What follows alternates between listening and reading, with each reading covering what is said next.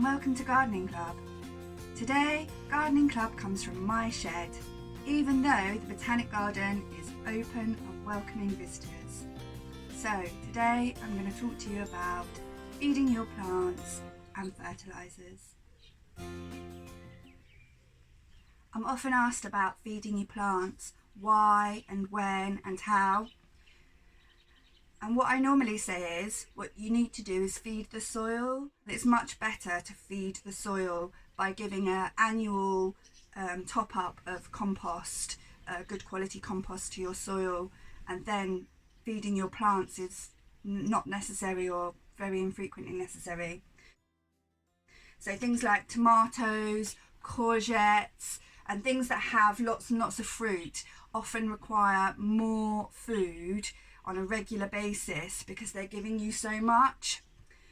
So what do I use for feed? Well, if I'm doing no dig, then I don't use feed much at all. But in a dig garden, because nutrients might not be as readily available, I would use a granular feed twice a year. That's in spring and at midsummer. At midsummer you have to be careful because you don't want the grains going on the leaves of the plant because they can burn them, so you sprinkle around the plants. I also use a tomato feed. This is a synthetic fertiliser. That means that it's made from minerals. It's often faster acting than an organic fertiliser, and it gives a really quick boost to plants. You can use this in your watering can, or you can use it as a spray onto the leaves as a foliar feed. But my favourite is this, which is an organic feed. It doesn't have an NPK value, that's the nitrogen, phosphorus and potassium value, because it can change, it can vary, but what it does have is loads of micronutrients which are really important for healthy growing plants.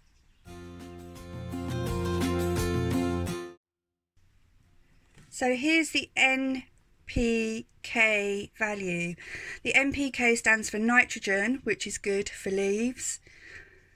The P stands for phosphorus, which is good for roots. And the K stands for potassium, which is good for fruits. So this is a standard granular feed, and you can see that it's got more nitrogen than potassium and phosphorus. So this is what I use twice a year on the ground.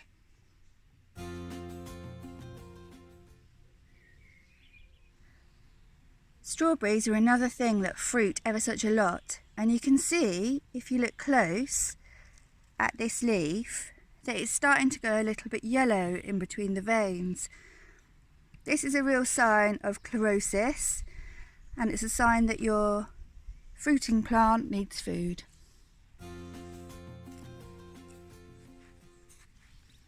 So a great little tip I learned for feeding things like courgettes is to plant a plant pot close to your plant, and then every day water into the plant pot and fill it up.